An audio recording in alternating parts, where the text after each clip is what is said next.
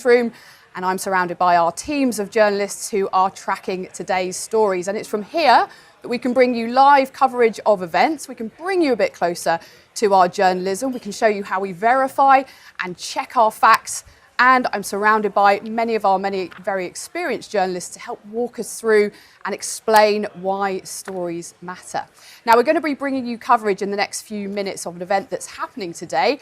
And it is a speech by the Conservative Party leader, Kemi Badenoch. And she's going to be talking about a subject which has been really contentious in UK politics in the last few years. And that is because she's about to set out plans to look at whether the UK should pull out from the European Convention on Human Rights. That's the ECHR for short. We're going to be hearing from our political teams to just explain the significance of this. And we can join now Chris Mason, who's our political editor. He's going to be getting a front row seat at that speech today, and he's joining us from the venue now. Hi, Chris. How's it going? Hello.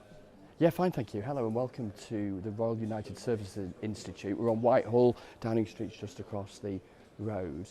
This is a big-brained and rather bookish place. In fact, it is literally a library, and I feel like that guy who goes into the library and starts talking too loudly, and everyone's looking around thinking, who's that guy talking really loudly? This speech is going to get underway in a handful of minutes. There's actually going to be a pause for a couple of minutes silence shortly because of VE Day commemoration, so I will stop talking before then. But as you say, Emma, really key national discussion this really about the UK's relationship with international conventions, not least the European Convention on Human Rights, and the extent to which that might be getting in the way of empowering politicians at Westminster to take decisions that they might want to take. And Kemi Badenoch is starting a commission for the next handful of months to explore whether, if there were to be a Conservative government in the future, she would advocate withdrawal from bodies like the European Convention on Human Rights. I'm going to have to dash though, because I'm conscious this silence is imminent, and then I'll have to take my seat, but perhaps we'll talk again a bit later on. All right, thanks, Chris. Hopefully you didn't disturb people in that nice quiet environment there too much. Well, as Chris was saying, this is something which critics of the ECHR feel is getting in the way of the UK's national interest, that it's blocked things in the past that the government wants to do. But let's hear a bit more about the position on this from the Conservatives. Chris Philp, the Shadow Home Secretary, he's been speaking to the Today programme earlier. He was talking about why currently the Conservatives are increasingly of the view that we should leave the ECHR. Let's have a listen. The way that judges, both in Strasbourg, the European Court of Human Rights, but also domestic judges in the UK apply the ECHR is stopping the democratically elected parliament and government doing what the public want in a whole range of different areas, including immigration, where, as you've just said, dangerous foreign criminals who should be deported back to their country of origin are being allowed to stay in the UK. There was, for example, a case of a Zimbabwean paedophile who should have been sent back to Zimbabwe, but a court using the ECHR said, no, he might face hostility because he's a paedophile in Zimbabwe, so he can stay here posing a risk to British children. To which a lot of Conservative supporters would say, OK, that's simple then. Just get rid of our involvement with this. Well, we are increasingly of the view that is what needs to happen. But why increasingly of the view? Why not just say we're going to do it? In other words, I suppose, it's a serious question in as much as what is it that makes you slightly concerned, if I put it like that, about doing it? What are the potential downsides? So we're going to take now 3 or 4 months, so a relatively short time, 3 or 4 months, to ask Lord Wolfson, one of the country's most eminent barristers, to just go through the details and make sure that in practical terms there aren't any unforeseen pitfalls, just to examine the various things we want to do, like deporting all foreign criminals, not some foreign criminals, but all foreign criminals, go through all of those legal issues, make sure we've thought about it properly. Now, other parties, I'm thinking about Reform in particular, just shoot from the hip, make stuff up and just say the first thing that comes into their head. Now, we're not going to do that. We're going to take this 3 or 4 months, not a long time, but just 3 or 4 months to make sure we've thought it through properly. So you're hearing there some of the frustrations with the European Convention on Human Rights. You can see now live pictures of that podium. That's where the Conservative Party leader, Kemi Badenoch, is going to be making that speech. It's certainly going to create a lot of debate, but I'm going to take the time just to take you back through a couple of key cases through the archives. You might remember some of these. Now, in January 2012, the European Convention, or rather the European Court on Human Rights, which makes rulings on these cases, it blocked the deportation of the radical cleric Abu Qatada. That was because of fears that evidence obtained under torture would be used against him in his home country, something which generated lots of headlines, caused a lot of debate about the ECHR, the powers that it has and the way in which it binds the UK to certain rulings. Another one too, the prisoners' vote. That was in 2005. If you can remember back that far, the ECHR ruled that banning prisoners from voting in the UK was a breach of their human rights. That's also something which caused a lot of anger in government and across the country. So you can see how long this debate has been going on for now. Let's join Ian Watson, another of our political team who's been following this. Ian, this isn't just about what the ECHR does, is it? There's a wider political story to all of this about the Conservatives and how they've been struggling in elections. Just tell us the wider backdrop. Yeah, well, that wider backdrop is there for all to see this morning, Emma, because in the Hamilton by-election for the Scottish Parliament, the Conservatives got 6% of the vote, 20 points behind Reform UK. This is a seat which is not part of their traditional territory by any means, but they've got 18% of the vote there last time round. So their vote's been plummeting. Reform has been rising. Reform making a great deal of immigration, already committed to withdrawing from the European Convention on Human Rights, and the Conservatives feel that they need a response.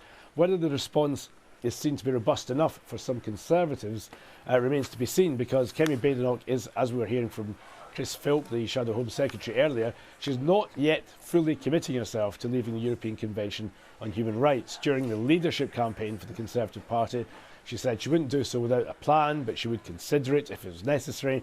Today she's inched forward by having this review with the Shadow Attorney General, Lord Wolfson. They'll report back in time for the Conservative Party conference in the autumn. The signal she's sending is it's probably likely that they'll have to withdraw from the European Convention on Human Rights, but they will still need a plan to do so, because that convention is fundamentally also a part of the Good Friday Agreement in Northern Ireland. That could be an additional complication. So there's a lot of detail to be worked out, whereas a leadership rival, Robert Jenrick, who's doing a lot these days on social media, who's got a high profile, he's saying quite simply they should commit themselves to leaving. Labour, on the other hand, are actually looking at the interpretation. Great explanation. I'm going to jump in because she's taking to the podium right now. Let's listen in. Thank you for that introduction, Jonathan.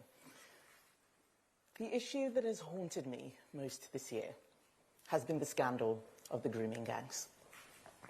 I've sat and listened to the survivors tell me some of the most harrowing stories I've ever heard. What many people don't realise is what happened after. Foreign criminals convicted of horrific abuse could not be deported. They returned to the very neighbourhoods and streets where they committed their crimes. Two of the Rochdale grooming gang ringleaders, Adil Khan and Kari Abdul Rauf, fought deportation by claiming their right to a family life under Article 8 of the European Convention on Human Rights. Rauf even gave up his Pakistani citizenship just to make sure we couldn't send him back. He lost his appeals, and yet he's still here, still in Rochdale, still among the lives he destroyed. Over and over again, we hear of cases like this, where the law is weak or just a mess. Right now, we are turning into a country that protects criminals and ignores their victims, that rewards cheats and punishes those who follow the rules, that sees brave veterans endlessly pursued by the courts into their old age. This can't go on. The ECHR is now being used in ways never intended by its original authors. It should be a shield to protect. Instead, it's become a sword used to attack democratic decisions and common sense. This use of litigation as a political weapon is what I am calling lawfare. It isn't just damaging our security, it's also damaging our prosperity. Today, I'm not talking just about the ECHR. I'm asking and answering a question. what are some of the things that the next government will need to do, things the British people expect it to be able to do, and the very things that governments are struggling to do. But time and time again, when we try and find solutions, we come up with the same obstacles, like the ECHR. And I know many people believe that we should keep pursuing reform. I used to think so too. I fear this is now a lost cause. Reform is not going to work. And I mean this on many levels. We tried that before.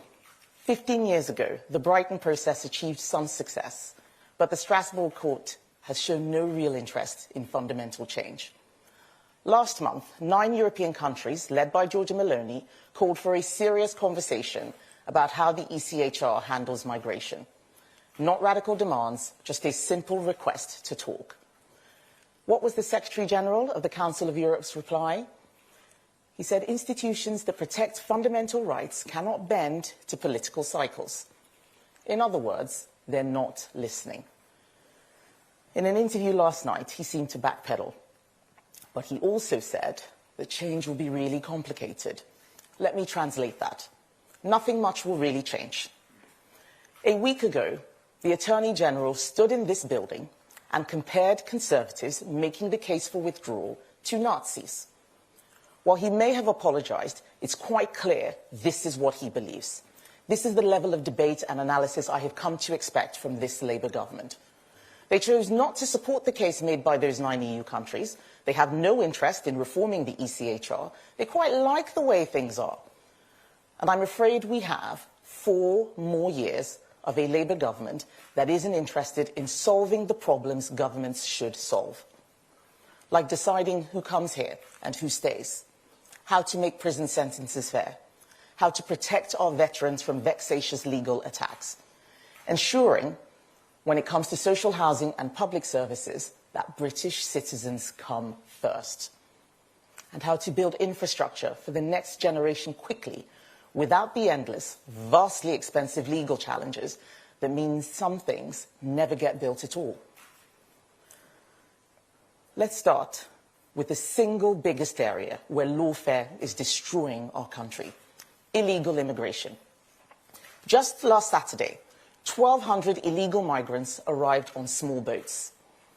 It's taking years, sometimes decades, to process these cases, and your money will pay to look after people who have jumped the queue over law-abiding immigrants and those genuinely in fear of persecution. They'll be well looked after. They'll be put up in asylum hotels, forecast to cost taxpayers £15 billion over a decade. Our country has lost control of the asylum system. Hundreds of thousands of people have come here claiming to be refugees, far more than politicians before us ever imagined, almost all passing through neighbouring countries which are perfectly safe. Tens of thousands of them will receive taxpayer-funded legal aid, which is spent on lawyers competing to devise ever more ingenious legal arguments to keep them in the country. One woman who was refused leave to remain deliberately joined a terrorist organisation to manufacture a claim that she risked imprisonment back home. A convicted paedophile evaded deportation by claiming he was gay and his life would be at risk in his home country. Every day, we see these kinds of cases reported, and tens of thousands of illegal migrants, mainly adult men, take the risk of crossing the channel in small boats because they know we can't even remove criminals and terrorists. Indeed, we help pay their legal fees to help them stay. I will always defend the support we gave people from Hong Kong and Ukraine. But we cannot become the destination for everyone looking for a new home or a better life, nor can we be the world's softest touch. In some years, our approval rate for asylum applications was above 80%. Last year, Japan's was 2%. Britain is being mugged. Our asylum system is completely broken and will require a fundamental rebuild so that the British government, not people traffickers, control it. That means a total end to asylum claims in this country by illegal immigrants and removing immediately all those who arrive illegally and try to claim asylum. We need a new sustainable system to admit strictly controlled numbers of those in genuine and actual need, with Parliament having the final say, not just on the rules, but the exact numbers coming in. I have no qualms about saying this. I come from an immigrant background, and I know that many people who have come to our country, or whose parents, grandparents, great-great-great-grandparents came to this country, followed the rules and arrived legally. They were genuine asylum seekers. They were genuine economic migrants who waited in the queue. They are furious at being lumped in with those who break the rules. The current free-for-all is bad for integration and bad for social cohesion. It is creating more racism, and quite frankly, I am tired of watching people break the rules and get away with it.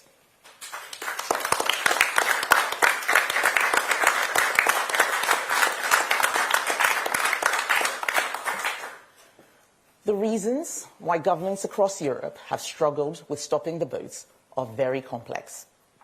They are not because of any one particular set of laws or arrangements. It is far more than the ECHR. The Refugee Convention has an impact. So does the European Convention Against Trafficking. It is obvious to anyone who has looked at this that there is no silver bullet. And every day the problem gets worse. As the opposition, we have put forward tougher policies on illegal migration. A strict numerical cap on legal migration, zero tolerance for foreign offenders, a deportation bill to remove those who should not be here. And the more we build our policy programme, the clearer it seems that achieving our objectives means something needs to change. I have always said that if we need to leave the convention, we should. And having now considered the question closely, I do believe that we will likely need to leave. Because I am yet to see a clear and coherent way to fix this within our current legal structures. But I won't commit my party to leaving the ECHR or other treaties without a clear plan to do so and without a full understanding of all the consequences. We saw that holding a referendum without a plan to get Brexit done led to years of wrangling and endless arguments until we got it sorted in 2019. We cannot go through that again. I want us to fully understand and debate what the unintended consequences of that decision might be, and understand what issues will still remain unresolved even if we leave. It is very important for our country that we get this right. We must look before we leap. We must be sure of our footing and sure of where we will land.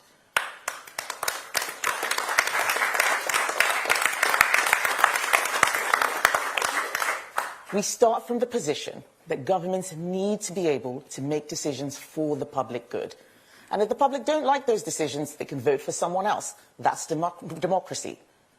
What we cannot have is a situation in which people want change and vote for change, but lawfare stops governments from making that change.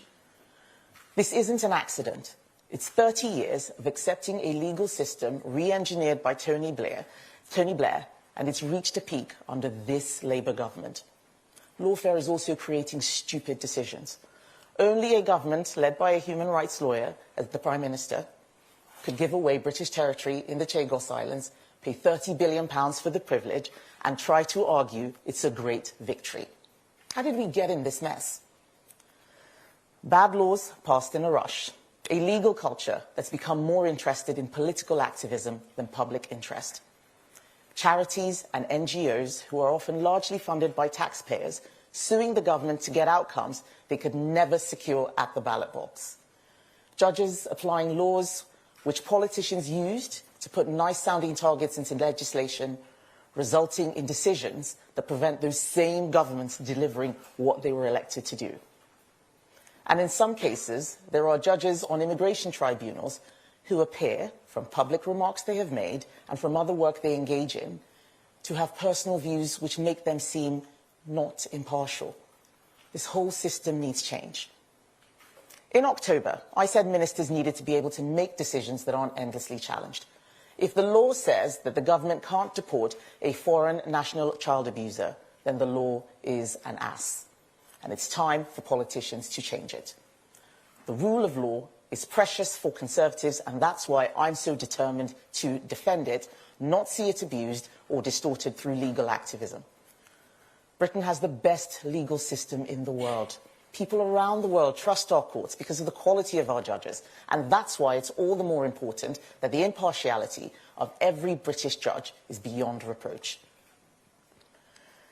I've seen endless cases of the worst types of criminals, rapists, murderers, paedophiles, allowed to stay in Britain, deportation flights blocked with the support of the current Prime Minister. Human rights laws reinterpreted in exactly the opposite way intended by those who originally wrote them. But it's one thing to see those who break rules rewarded. It's another thing to see those who do the right thing punished. And I'm talking about veterans repeatedly harassed through the courts while terrorists walk free and use courts, those same courts, to sue the government. Under a future Conservative government, this will stop. We are going to fix this. Just before VE Day, I met a group of Chelsea pensioners. They talked about their former colleagues having to give evidence in old age and having to recall in minute detail events that happened 40 years before or risk prison. Morale is suffering, and recruitment and retention are getting harder, just as we need to rebuild our military strength. And it's not just veterans. Soldiers on operations face legal challenge too. We cannot run the risk of our troops fighting a war with one hand tied behind their backs. We are going to fix this.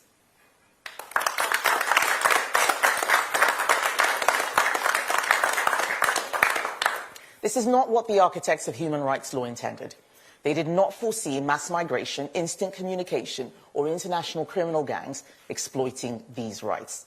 And over time, simple rights have been stretched and distorted, and it's been turbocharged by the Blairite legal settlement, by Labour's Human Rights Act, which forces our courts not just to interpret UK law through the changing lens of Strasbourg's living instrument, but actually to change the meaning of some laws entirely. It is Labour's Equality Act that saw the preposterous situation of the Supreme Court having to explain to the government what a woman is. This is mission creep, plain and simple. Lawfare is putting our national security, our armed forces and our sovereignty at risk. And that's why I'm launching the Lawfare Commission today. Its job is simple: to get to the bottom of what's going on and how we fix them with credible replacements. We are going to have a plan for all the lawfare we believe is holding our country back, whether it's the Aarhus Convention or judicial review. But the first question has to be on the ECHR and setting out a path to get us out if that's what we decide to do. We are asking the hard questions that others won't. We are getting the legal detail right. We're thinking about the consequences for all parts of our United Kingdom and how to protect all our human rights, because that is what a serious party does. It would be absolutely unforgivable for a political party to say they're going to leave the ECHR and then after find that the boats don't stop because they hadn't thought about other treaties in play, like the European Convention Against Trafficking, the Palermo Convention, or something else. Although my whole shadow cabinet will be involved, these are legal questions. So I've asked Lord Wolfson KC and the Shadow Attorney General and Helen Grant, the Shadow Solicitor General, to lead this work. They will be joined by some of the sharpest legal minds in the country. They will work fast, they will be forensic, because lawfare is bad for our security and it is bad for our prosperity. So I've set 5 simple tests. These are the things that a Conservative government must be able to do. 1, the deportation test. Can we take back control of our asylum system so Parliament, not international courts, decides who comes here and who stays? Can we lawfully remove foreign criminals and illegal immigrants to their home country or elsewhere, even if they have family here or claim that they would be at risk if sent home? 2, the veterans test. Can we stop our veterans being endlessly pursued by vexatious legal attacks? And can we make sure our military can fight a future war without one hand tied behind their backs? 3, the fairness test. Can we put British citizens first when it comes to social housing and public services? Because we believe that charity begins at home and those who have paid in should come first, especially when resources are limited. 4, the justice test. Can we make sure prison sentences actually reflect Parliament's intentions? Can we stop the disruptive protests which block roads and emergency services without being told it's disproportionate? And finally, 5, the prosperity tests. Can we prevent courts pretending that action on climate change is a human right? How can we make sure we prevent endless legal challenges for our infrastructure projects so that we can actually get things built and control our own planning system? These are not Nazi demands, as Lord Herman might claim. They are basic tests of whether we are still a sovereign nation able to make our own laws and govern ourselves. If the Lawfare Commission makes clear that these tests cannot be passed under the current system, then the system must change. If international treaties, including the European Convention, block us and there is no realistic prospects of changing them, then we leave. No hesitation, no apology. But because it is clear that the ECHR is a major issue, I'm not asking Lord Wolfson if we should leave. That's a political, not a legal question. I'm asking him to set out how we would leave and to consider what the unintended consequences might be, not least in Northern Ireland. If we decide to go down this route, we must do so knowingly. At Conservative Party conference, we will report back on our conclusions. And there will be more to come. Britain is in the grip of two political crises. A political crises, pardon me. A political crisis and an economic crisis. Today, I have focused on the political crisis we face. It is one of legitimacy, of control, of believing that when we vote, it means something, that we are in charge of our destiny. And even if things feel fine for some of us, we cannot ignore those who've been completely failed by the system, like the survivors of the grooming gang scandal, whose lives couldn't feel further from our country's elites. So in the coming weeks, I'm going to set out my views on both of these crises, the two biggest questions which any future government has to answer. I'm going to show you why stale answers from Labour and nonsense answers from Reform, who do not do the homework, will fail. I'll also explain why much of what previous Conservative governments did not work either. We got things wrong too. So much needs to change. So I am changing the Conservative Party. The only way to a brighter future is to fix these crises. If we are to have a country that's more united, more stable, more at ease with itself, then we need to restore real opportunity. The ability of people to make something of their lives. That is not true for many in the UK today, and I'm afraid handing out more benefits to ourselves or to foreign criminals is not the answer to the problem. Our country is not alone in facing these issues. Italy is on the front line of mass migration across the Mediterranean. They're grappling with very much the same concerns. Poland and the Baltic states are reappraising their treaty obligations in light of the threat from Russia.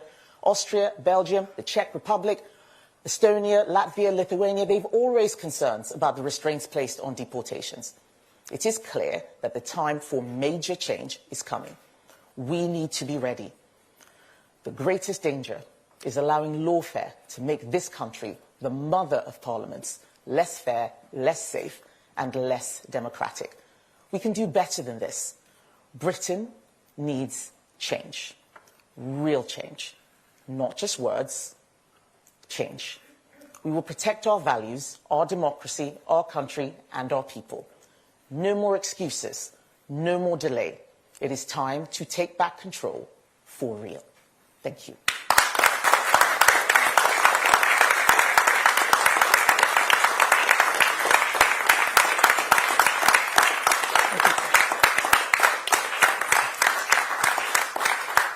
So I know I have some questions now from the media and the audience. Amy Lewis from ITV first, please.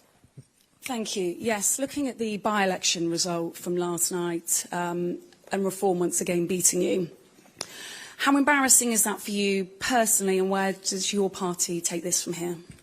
Lark Hall is not the place where the Conservative Party fight back starts. What is interesting is how Reform is causing problems for all parties. We live in a very competitive political environment, and we have made it very clear that the situation has changed and we have to be different, and that is what my job is right now, to change the Conservative Party to make sure we can fight in an era of multi-party politics. Tamara Cohen, Sky News.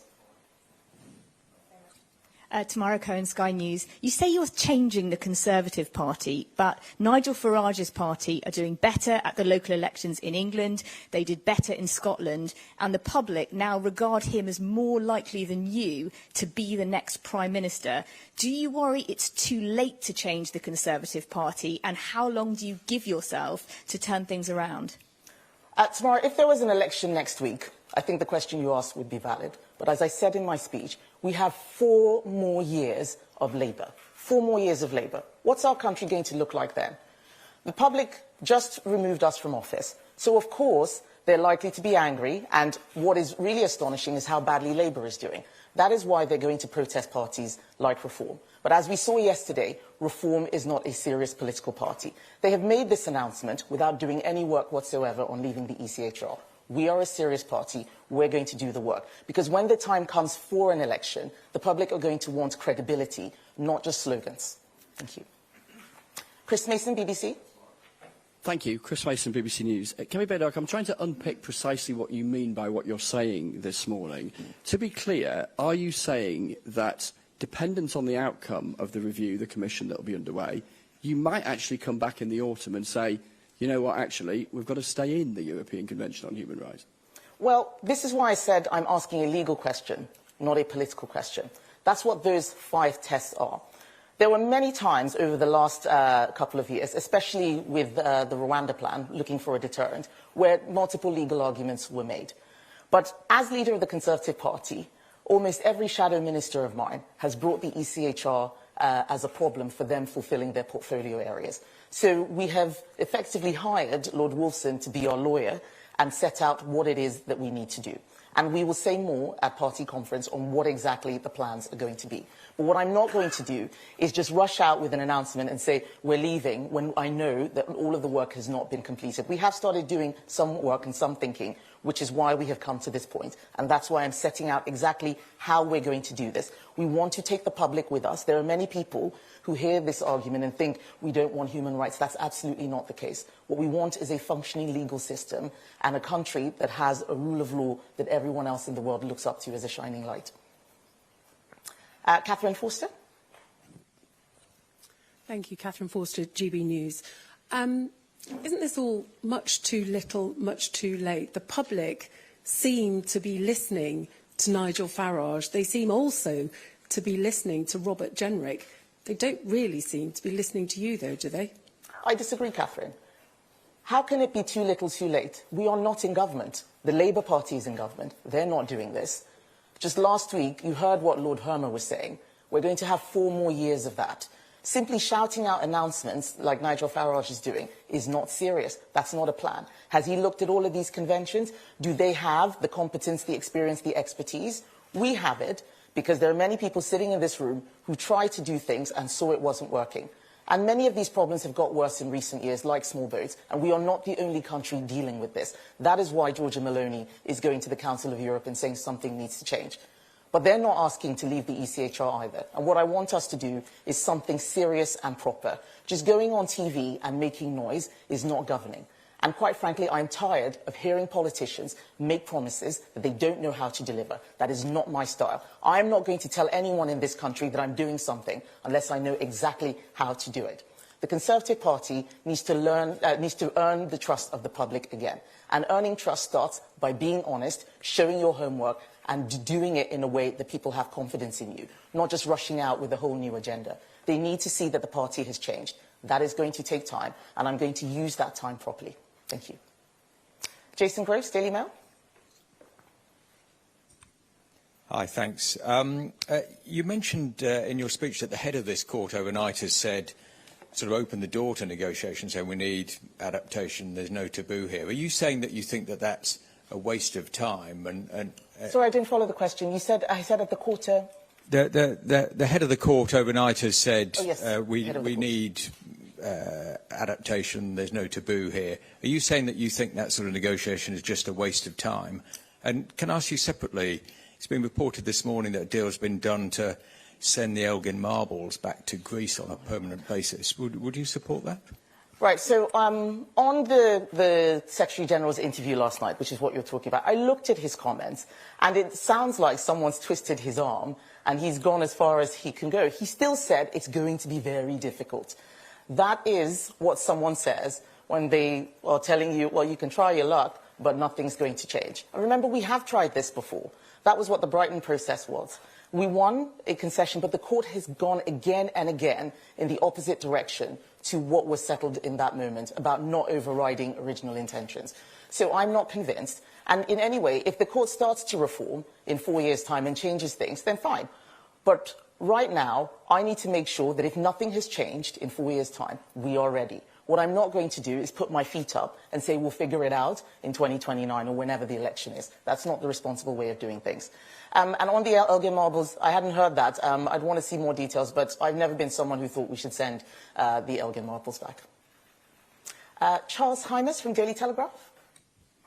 Hi. One of the logical consequences of your proposal that there should be a ban on asylum is that you would have a third country to send them to. Are you going to revive a third country deportation scheme, and if so, would it be Rwanda? I never thought that the Rwanda scheme should have been scrapped. I think everything should have been done to make it work. And I think it is completely crazy that after all the money we had spent to get it up and running, Keir Starmer just scrapped it without having an alternative in place. Third country deterrent is absolutely important. It's what I meant in my speech when I said people need to be sent either to their home or elsewhere. And this is one of the things that we're going to continue working on, yes. Martina Bett from The Sun. Thank you. Do you see any merit in Donald Trump's travel ban for citizens from 12 countries? Would you ever consider doing something like that if you become Prime Minister?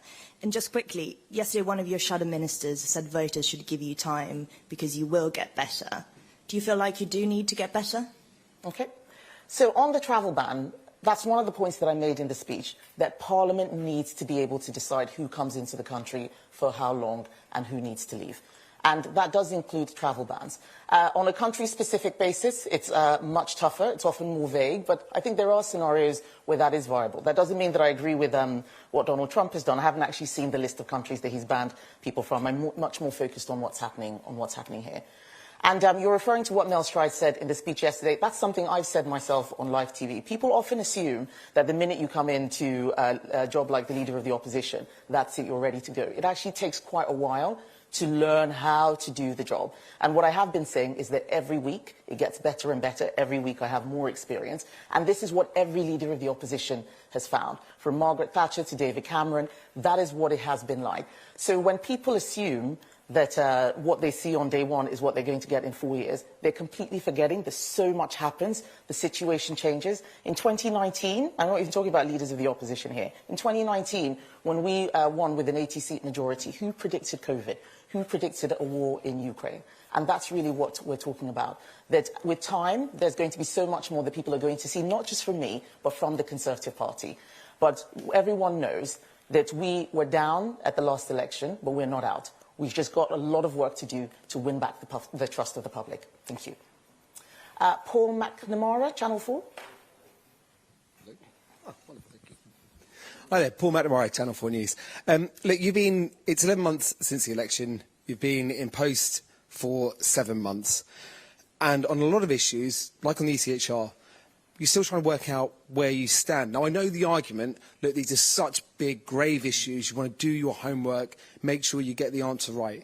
But isn't there a risk that you're hemorrhaging support to reform at the moment? You came fourth in a by-election last night. By the time you actually come up with what you decide, it may end up being exactly the same as what Reform are already saying. But by the time you say it, voters aren't listening to you, and they've already left you. I completely disagree.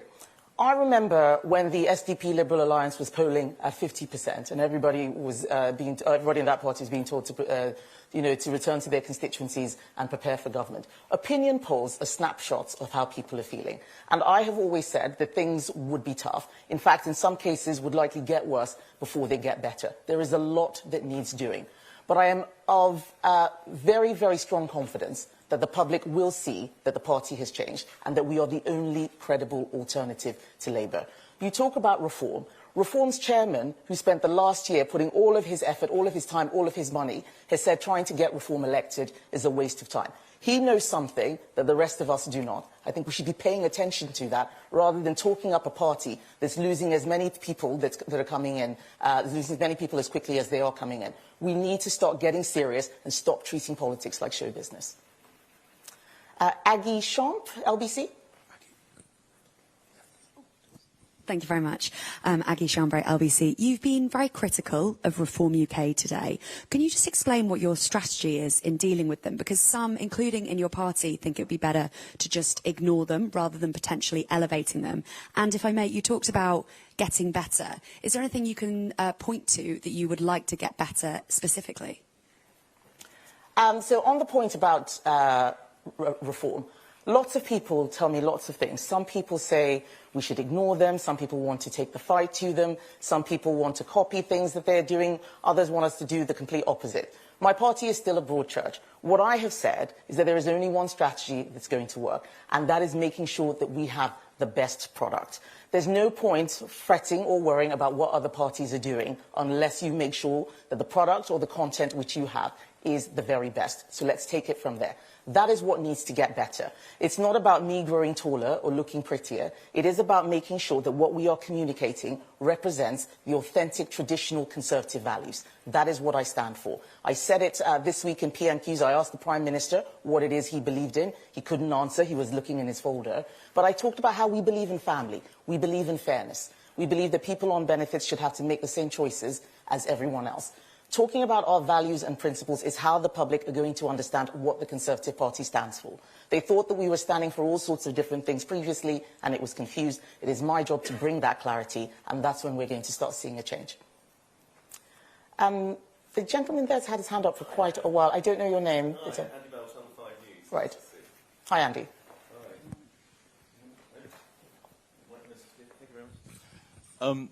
Thanks, Andy Bell, 5 News. Talk to anyone in the Labour Party, publicly and privately, the people running the government, and they will say they're not so bothered about you and the Conservatives. They regard Reform UK and Nigel Farage as the real opposition, the real danger. Yeah. How does that make you feel? I laugh when they say that, because I know it's nonsense. They would love to have Reform as the main challenger. They would love that. Reform is another left-wing party. They're arguing for the same things: nationalisation, two-child benefit cap. They would love to have a political fight like that. I don't pay any attention to what they say. I pay attention to what they do. Look at what we have done in getting them to reverse the winter fuel payments. Time and time again, when I asked that question at PMQs, people said, why is she asking this question? Now we've got a U-turn. They've made a whole mess on education. They're losing teachers. Their jobs tax has increased costs for so many businesses. They are closing down. They are ruining our economy. We are the economically credible party. Of course they don't want to face us. So I laugh because what they're trying to do is talk this situation into existence. Labour is going to be facing the Conservative Party at the next election, and we're going to get them out. And there's a final question from Matthew Saville from RUSI, Director of Military Sciences. Yes, yes indeed. So the Conservative Party position seems to be that the Strategic Defence Review doesn't go far enough, fast enough. Yeah. What is it that you think should be prioritised, and what would you cut elsewhere in defence or sacrifice in terms of wider government spending in order to afford it? Right. So the SDR unravelled, in my view, because the government doesn't have a plan to pay for the 3%. They need to get a plan to pay for the 3%. That means a huge focus on the economy. It means making difficult decisions on welfare, not expanding the welfare state. But in terms of our priorities, it's not just about money. It's also about pace. So we want to see a lot more focus on the near-term threat. We've got to fire our industrial base now. All of the visits that I've done, just looking at what's happening in terms of construction, we can't wait for the 2030s. You know, they're talking about maybe getting to 3% by 2034. In my view, that will be far too late. So just a lot more greater focus. So the key point is that so much of what was in the SDR is years away. It builds on some of the things that we did, AUKUS, for example, some of that Pacific tilt. But when you look at the detail, what Labour is talking about is, you know, smoke and mirrors. There's a bit of sleight of hand in terms of how they're presenting those numbers. There's a reason why a lot of the defence and former defence chiefs have come out to criticise it. And that's what we need to get focused on. How do we really tool up our military for the threats today, not hope that we can get there in 10 years' time? All right, I think I'm going to stop there. Thank you very much, everybody. We've been listening to We've been listening there to a pretty punchy speech by Kemi Badenoch, the leader of the Conservatives, setting out why she believes that the European Convention on Human Rights and other treaties is getting in the way of common sense actions that she said the UK government should be taking. Just to recap a few of the key points of her speech there, she talked about how lawyers, she said, are constructing arguments to keep people in the UK, and they're almost sort of playing the system in one sense, and how they've got pretty good at doing that to circumnavigate and make use of the kind of laws that they can. She talked about the ECHR being a sword used to attack democratic decisions and common sense. And she said the biggest area where lawfare is affecting the country is illegal immigration. Then she went on to break down exactly why she thinks the European Convention on Human Rights is standing in the way of things that the government wants to do. Let's bring in our political correspondent, Ian Watson, once again. Ian, a pretty comprehensive speech there by Kemi Badenoch. A lot of the questions were focusing on the challenge that Nigel Farage and reform posed to the Conservatives. What do you think she is hoping to get out of this today? I think she's moving towards the territory that they're occupying by criticising, for example, how the legal system's getting in the way of getting rid of people who shouldn't be in the country. She sees a challenge from Nigel Farage on the issue of illegal immigration, so she didn't just talk about the European Convention on Human Rights, but other things she would do if were the Conservatives to form a government, including a deportation bill, for example, a cap on the numbers of people coming here set by Parliament. Let's just look at a few other key points that she made there. She talked about endless cases of the worst types of criminals that she said had been allowed to stay in Britain and been prevented from being deported. She also mentioned veterans from the conflict in Northern Ireland who've been brought back to give evidence decades later. You're with BBC News Live.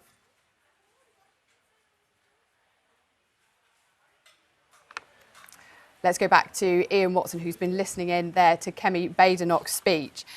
Do you think this will help her win back any votes who have gone to reform, who prefer the sound of Nigel Farage, or do you think there's a lot more work to do? Yeah, I think there is work for her to do, and I think she acknowledged that as well, but pointed out that, 4 years away from the next election, they were stuck with a Labour government, so she was going to effectively do the hard yards, find out the practical ways in which they could bring about the policy changes that they wanted to see. So she's got this commission that's been set up to look at a whole range of issues, but the first issue they're concentrating on is European Convention on Human Rights. She said they'll report back in time for the Conservative Party conference, which of course isn't until the autumn. And she used that to contrast with Nigel Farage, who puts out a load of policies on behalf of Reform UK, but she would argue he hasn't thought about the practical implications. Whether that does go down well or not remains to be seen, because where he's saying, right, let's get out of the European Convention on Human Rights, let's have a one-in, one-out policy when it comes to legal migration. She's saying, let's have a review, let's have a commission. And she might be absolutely right. There are huge difficulties, perhaps, to get to the position where you can withdraw from the European Convention on Human Rights, not least because of the Belfast Good Friday Agreement in Northern Ireland. It may well be that there are other things which interact with the European Convention, for example, other areas such as refugee rights and international obligations. That could all be true, but he has a kind of clarity of message, and people in her own party, some of them are getting restless. We know Robert Jenrick, the Shadow Justice Secretary, who was defeated by her for the leadership, he hasn't really messed around when it comes to this issue. He's been very clear that they should just withdraw from the European Convention on Human Rights. That should be the pledge. Then you work out the details later. And I think the reason that some people in their own ranks are nervous is because Reform are now, even in the latest poll which I looked at today, Reform are on 31%. That's ahead of Labour on 23%. The Conservatives are in third place in that by-election in Scotland, the Hamilton by-election. Again, the Conservatives 20 points behind Reform in that by-election. Not traditional Tory territory, but the Conservatives slipped to fourth place there. So some people believe in the Conservative Party that there needs to be more urgency from the leadership in tackling reform. And when she was asked several questions about reform in the question and answer sessions following the speech, she was very dismissive. She said they were nonsense, and she also suggested that actually Labour wanted to see reform as their main challenges because that would be easier for them. And she denounced Reform UK as a left-wing party, which may be news to some people. But what she meant by that is that they were also, for example, looking at boosting the welfare system and at the same time nationalising some industries. So I think she's got a difficult task on her hands. She knows that is the case.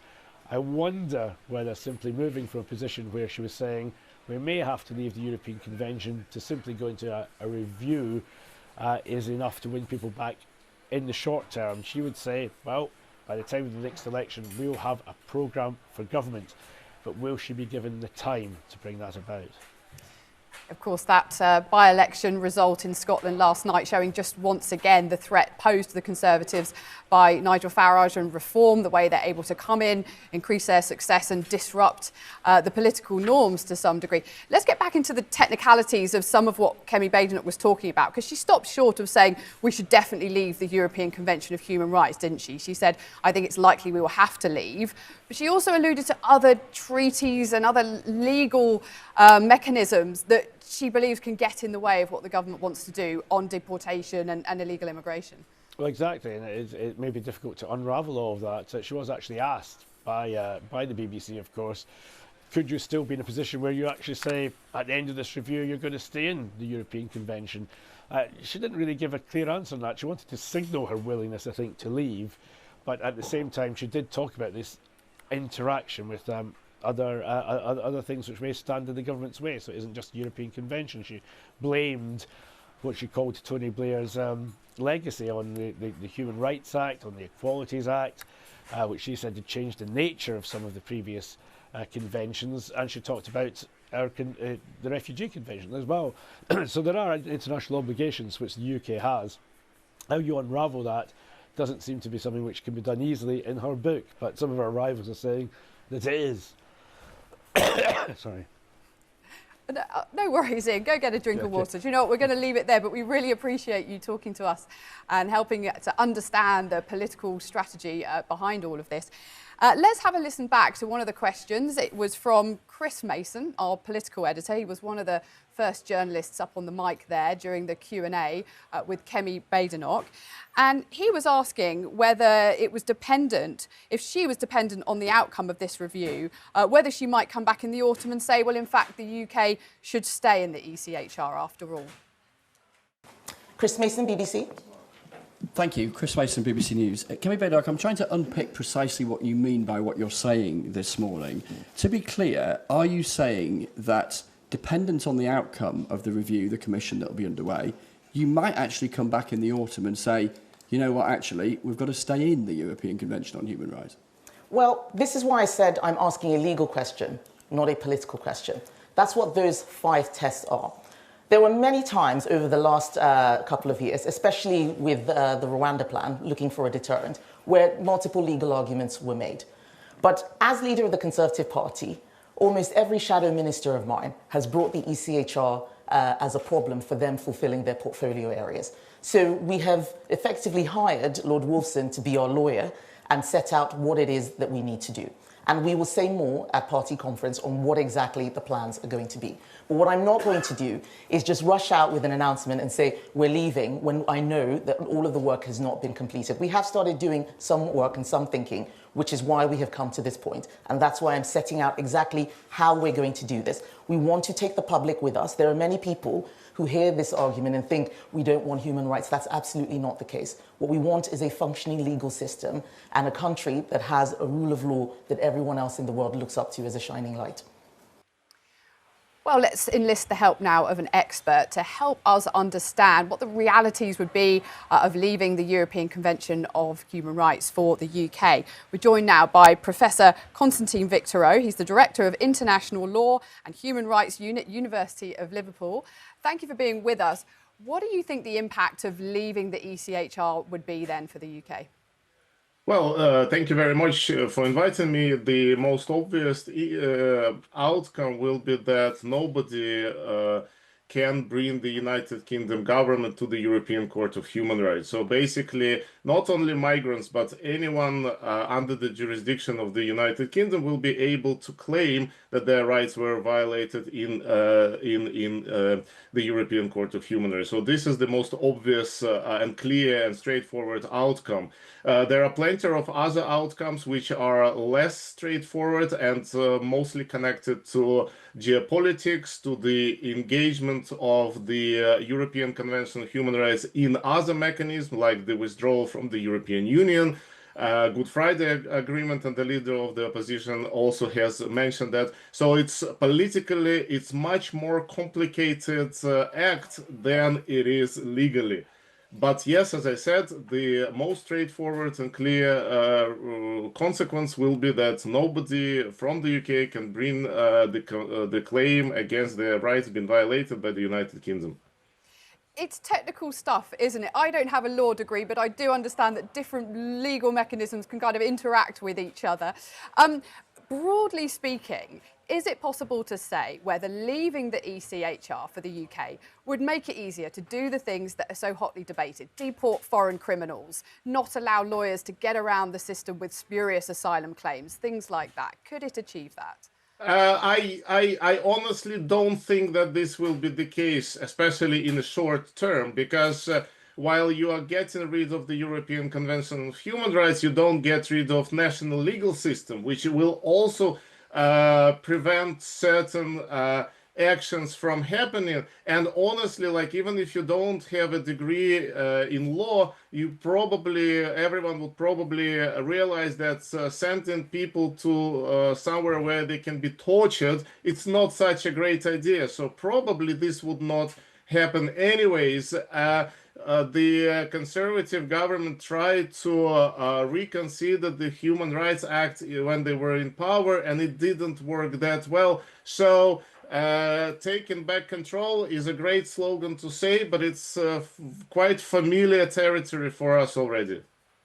It's so difficult, this, isn't it? It cuts across human morals, legalities, politics. Absolutely. It mashes it all together. Technically, how could the UK leave the European Convention of Human Rights? Is it quite an easy thing to do? Do you just sign a piece of paper, or what would it entail? Absolutely. From a purely technical point of view, it's not difficult to leave the European Convention of Human Rights. Effectively, the Minister of Foreign Affairs of the Prime Minister will send a letter to the Secretary General of the Council of Europe stating that the United Kingdom is going to withdraw from the European Convention on Human Rights, and in 6 months it will be done. It will probably mean that the UK will have to leave the Council of Europe, which is another European organization, and we have only Russia being expelled from the Council of Europe recently in 2022, and Greece left in the 60s after the internal turmoil. This will be also a consequence of withdrawal from the European Convention on Human Rights.